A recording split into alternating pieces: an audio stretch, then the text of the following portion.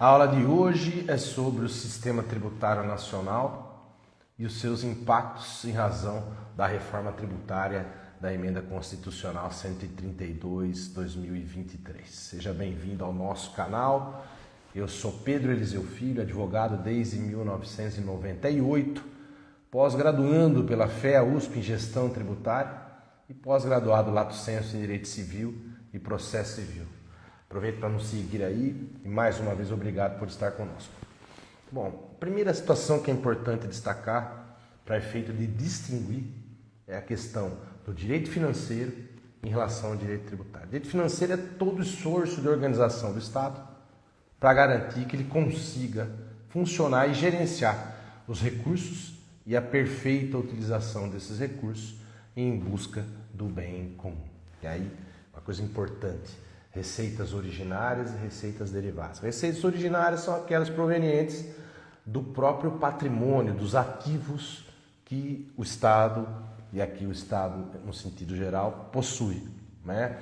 Receitas que ele eventualmente possui em razão dos ativos de que ele dispõe. E também as receitas derivadas, estas sim provenientes de todo o esforço de arrecadação tributária do Estado brasileiro.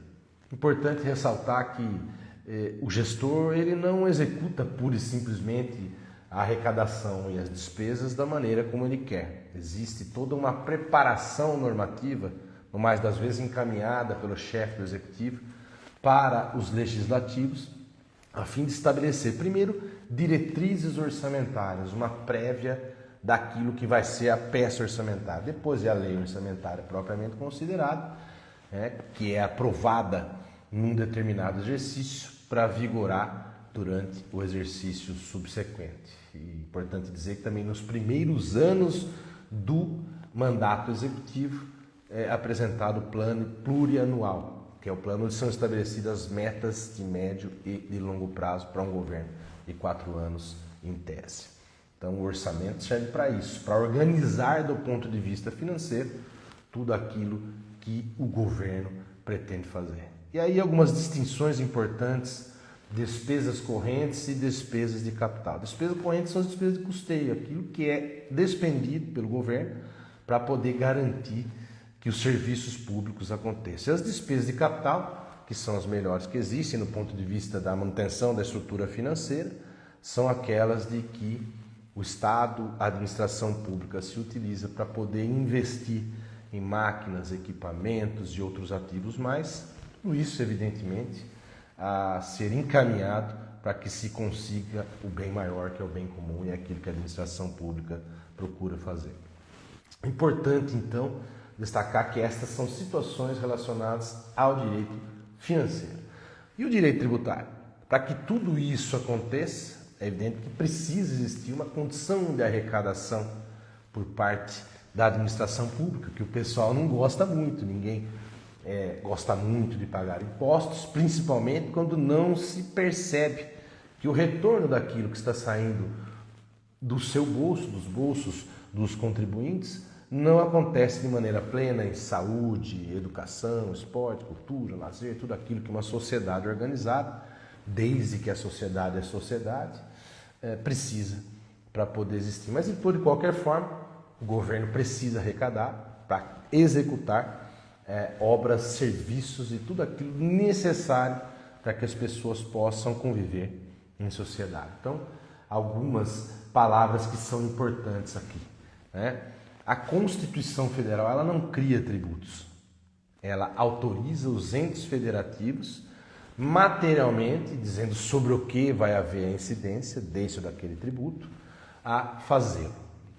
Então, a primeira noção é essa, a noção de que a questão material tributária está prevista na Constituição. E aí, duas situações importantes: a arrecadação e fiscalização. Além de autorizar os entes federativos a criarem tributos específicos, a União também disciplina quem arrecada e quem fiscaliza, no mais das vezes, de acordo com a questão de quem tem a titularidade do tributo, é que se vai fazer a arrecadação e a fiscalização. E aí alguns princípios importantes para que a gente consiga juntar tudo isso. Primeiro, o princípio da competência tributária. Vamos dizer que o Estado ele é organizado em União, Estados, Distrito Federal e municípios. Já pensou que bagunça seria se cada um fizesse o que quer? Isso não pode acontecer e a Constituição deixa claro quais são os caminhos que devem ser seguidos para organizar toda a situação. Então, palavra-chave, competência tributária. Competência tributária para o imposto sobre serviço, por enquanto, e a gente vai falar no final, ela é dos municípios. Do imposto sobre a circulação de mercadorias e serviços, ICMS, ela é dos estados. Do IPI, do imposto sobre exportação, ela é do governo federal, do esforço tributário da União. E nesse sentido, sempre é importante qualificar, para efeito de conseguir entender como as coisas funcionam, a questão da hipótese de incidência e do fato gerador. Quando nós falamos em tributos, e aí é importante explicar, são tributos, segundo a teoria quinquepartida do direito tributário, os impostos, taxas, contribuições de melhoria, empréstimos compulsórios e as contribuições em geral, em especial as contribuições sociais. Então, para efeito de dimensionamento daquilo que se vai pagar, daquilo que o contribuinte tem que despender, a palavra-chave primeiro é a base de cálculo. O que é isso? É o montante nominal em dinheiro previsto para efeito de que se estabeleça em cima do que se vai aplicar uma alíquota, que é o percentual definido em lei, na maioria esmagadora das vezes, para efeito de se estabelecer a cobrança deste ou daquele tributo. Então é aí que se precisa observar, para entender a estrutura do direito tributário, a questão do fato gerador. O fato gerador é aquele ato que se pratica a respeito de uma determinada situação tributária relevante, para dizer, olha, sobre esse fato gerador, sobre os serviços, sobre a circulação de mercadorias, sobre a exportação, sobre a importação, incide uma determinada alíquota. Isso compreendido, nós já temos muito claro a estrutura do direito tributário para podermos entender que primeiro existe um fato que gera uma obrigação tributária em razão de uma hipótese de incidência tributária prevista em lei. Isto feito, dimensionar para saber qual é o montante sobre o qual incidirá uma determinada alíquota, vamos dizer, imposto de renda, sobre a renda, sobre aquilo que se arrecadou, Contribuição social sobre o lucro líquido. Lucro líquido é a base sobre a qual, e aí na terceira etapa, há a incidência de uma alíquota específica e assim determinada previamente. Agora, é evidente que há necessidade de uma perfeita organização, não só por parte do Estado, mas também das empresas, para que isso aconteça da melhor maneira possível, como eu costumo dizer, sem muito sacrifício e desgaste. E o governo pode tudo, o Estado pode tudo, a União, os municípios, os estados, o Distrito Federal. Não, existe um limite, que classicamente se chama limite do poder de tributar. Para que isso é necessário? Você imagina se fosse cobrar quanto quer. Há inclusive conceitos aí que a partir de um determinado momento o pessoal deixa de pagar, deixa de haver um esforço de pagamento, vai para a informalidade, outras coisas mais, curva de Laffer. Então, a própria Constituição estabelece uma limitação para o poder de tributar e é importante que se tenha isso em vista, tanto para o modelo atual em que estamos, como também para o modelo que já está em vigor e que dentro de algum tempo vai reger toda a estrutura tributária do nosso país em razão da reforma que nós estamos sabendo que aconteceu. Então está aqui, lembrando que a Constituição ela não cria tributos especificamente, ela autoriza materialmente as hipóteses de incidência em que esses tributos todos podem ser criados e levados a efeito aí conforme a capacidade e a competência tributária do ente envolvido.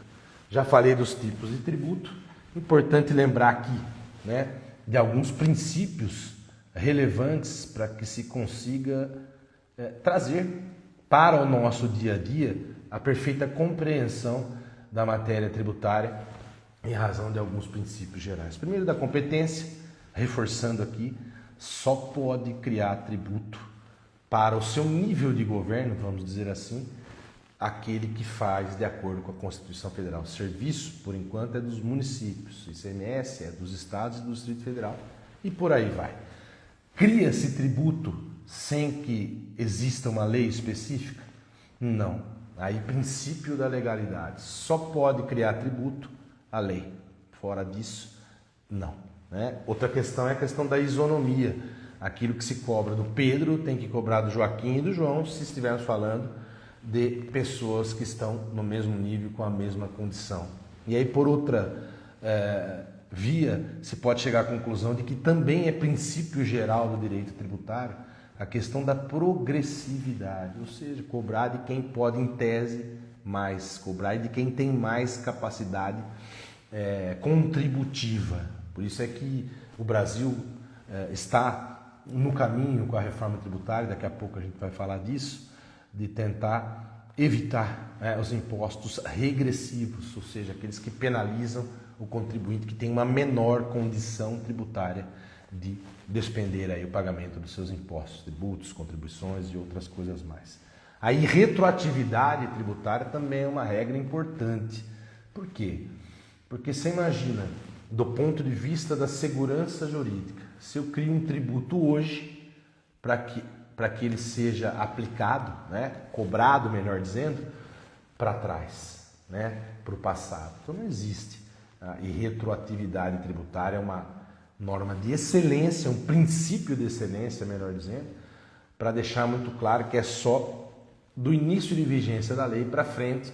E aí tem a questão da anualidade, tem a questão dos 90 dias, no caso aí das questões previdenciárias e outras coisas mais. Mas regra geral é essa, O imposto é para frente e aí respeitando inclusive o ano que virá, a questão dos 90 dias no que diz respeito aos recolhimentos previdenciários. Um outro princípio importante é o da não cumulatividade.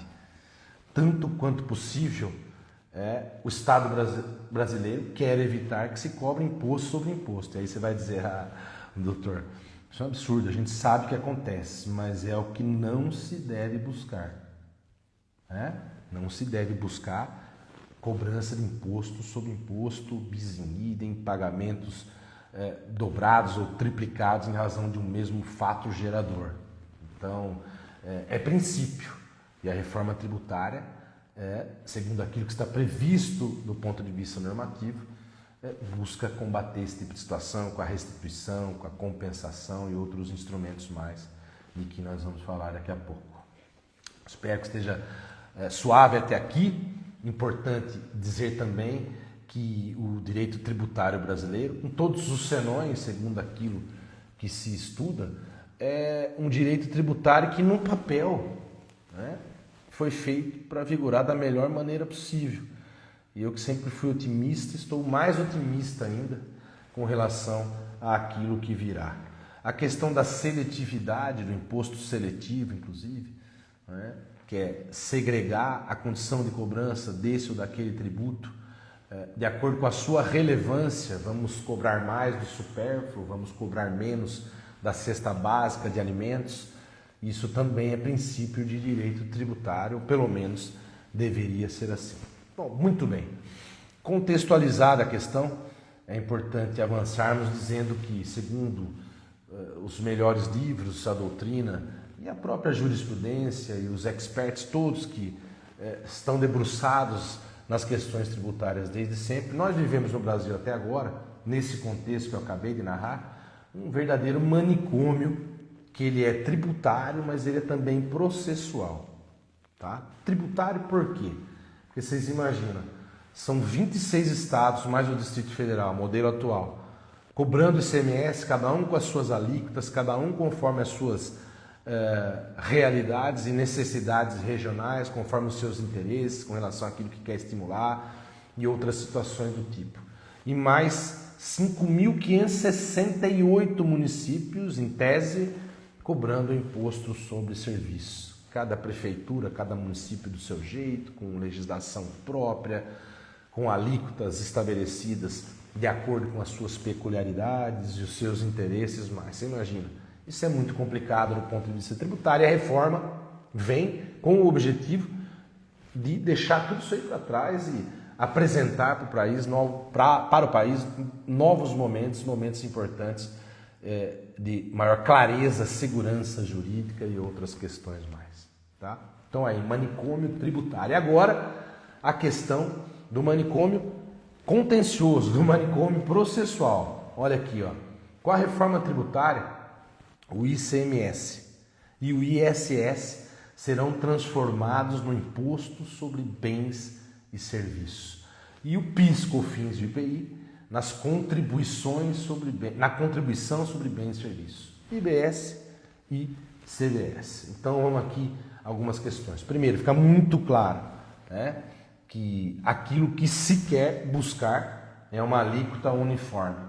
Tanto o IBS quanto o CBS estão previstos na Constituição Federal, para poder levar em nível da União, do governo federal, a condição não só de criação do imposto, como também de dizer e ditar quais são as regras, com diversos instrumentos que estão sendo criados, para a garantia de que haja uma arrecadação pela União e a distribuição, no caso dos impostos, para os estados e municípios, no caso das contribuições para a manutenção de toda a estrutura e das obrigações do governo federal. Não cumulatividade plena. Isso também está respeitado. Tributação e destino. Em tese, se acontecer aquilo que está na emenda constitucional e também que está nas leis que vêm sendo editadas, e principalmente nas instruções normativas e outros atos mais, vai acabar aquela situação, mas saiu de cá, foi para lá, quanto paga aqui, quanto paga ali, onde paga, não, é tributação no destino mesmo. A base ampla significa o quê? Para juntar um imposto sobre bens e serviços com as características do antigo ICMS e também no imposto sobre serviços, é evidente que a base de arrecadação desses tributos será ampliada de maneira significativamente grande. Uma outra coisa importante aqui, ó, de ressaltar para você que nos acompanha: crédito no fim da integralização para efeito de aproveitamento e restituição e outras coisas parecidas com isso. Então vamos dizer que se o que se busca é a não cumulatividade, se o que se busca é garantir que não haja cobrança de mais de um imposto do mesmo tipo, de mais de um tributo do mesmo tipo, em cima de um mesmo fato gerador, quando não há condições de agregação de valores. Se o que se busca é isso, é evidente que quando isso acontece, sai do fabricante, vai para aquele que vai vender para o consumidor final, mas já foi recolhido na base, quem em tese não tem que pagar o imposto, que não é o contribuinte de direito, ele precisa se restituir, precisa se ressarcir disso. Então, toda essa estrutura normativa foi contemplada na reforma tributária para que seja, inclusive, muito mais ágil do que se tem visto nas últimas décadas com relação ao ICMS. Mesmo quando você tem o direito de se acreditar, demora 48 meses até para conseguir tirar isso aí do papel. Tudo isso foi enfrentado e é importante de se ressaltar. E aí você vai pensar assim, tudo bem, doutor, mas se nós estamos falando aí de um imposto só, de uma contribuição só, vão existir ainda o IPTU, a questão do imposto sobre exportação, aí são outras situações que também serão resolvidas. Mas enfim, em tese, imposto sobre bens e serviços, contribuição sobre bens e serviços. Se tudo isso será arrecadável em nível federal, de que forma vai ficar? De que forma vai se organizar tudo isso? Aí surge um conceito importante no âmbito da reforma tributária, que está inclusive previsto nos dispositivos constitucionais que estão ali na emenda constitucional 132/2023, que é a cooperação, que é a colaboração num federalismo de cooperação e de colaboração. Ou seja, tudo isso foi montado de uma forma que União, Estados e municípios juntos, cada um tendo vez e voz em tese, vocês vão entender por quê daqui a pouco, vão poder participar da construção. E nem poderia ser diferente. Você imagina, o imposto sobre serviços para os municípios ele é absolutamente importante. Eu me arrisco a dizer que está ali entre os principais impostos, muito próximo do ICMS, que é arrecadado pelos estados e repassado para os municípios, segundo uma regra tributária lá, que é bastante complicada, inclusive, que gera, no mais das vezes, muita divergência. Mas imagina, vamos ficar no imposto sobre serviço. Se eu, em tese, estou perdendo a condição de arrecadar esse imposto, vai ser arrecadado lá pela União. E nada me for disponibilizado no sentido de reclamar, de acompanhar, ou mesmo de reivindicar valores que eventualmente me sejam retirados no ponto de vista das prefeituras, imagine o tamanho da complicação, imagine o tamanho do problema que nós íamos possuir. E nem seria diferente, porque em razão da estrutura da própria Constituição Federal, do Pacto Federativo, não poderia existir um imposto só para todas as situações. Por isso é que se criaram duas condições aí, a dos impostos e a das contribuições, estados e municípios e governo federal e a União. Então está aqui. De que forma vai se resolver isso do ponto de vista normativo? Criou-se com relação ao IBS o tal do Conselho Gestor do Imposto sobre Bens e Serviços. Tá? O que é isso? É um órgão, em nível federal, onde estarão pessoas nomeadas tanto pela União, pela Fazenda Pública Federal, quanto pela própria estrutura dos estados e municípios, em uma condição aí paritária, ou seja, de igual para igual, para que todos esses assuntos sejam levados à instância de discussão e possam ser debatidos e decididos de maneira multilateral, de maneira a várias mãos. Isso não é fácil de se implantar, ainda está sendo objeto de estruturação, mas já está previsto.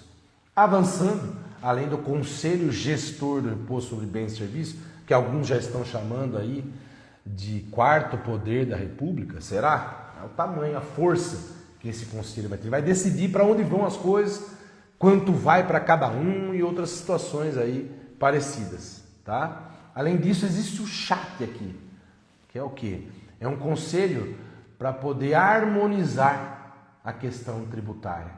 E até escrevi aqui, para não esquecer, tá? É um conselho para onde vão os assuntos onde estiver havendo divergência ao lado de um colégio de procuradores, de procuradores em nível federal, da Fazenda Nacional, procuradores nos estados e procuradores municipais que vão compor aí essa estrutura para colaborar com esse conselho de harmonização das ações em nível tributário, disciplinando de maneira clara e objetiva e dissipando eventuais divergências para que haja um mínimo de organização nos repasses, principalmente segurança jurídica, não só para os entes envolvidos, para aqueles que vão receber essas receitas, que precisam dessas receitas para poderem, praticar os atos próprios da finalidade do Estado, o principal deles e o maior, que está aí na doutrina clássica, o bem comum.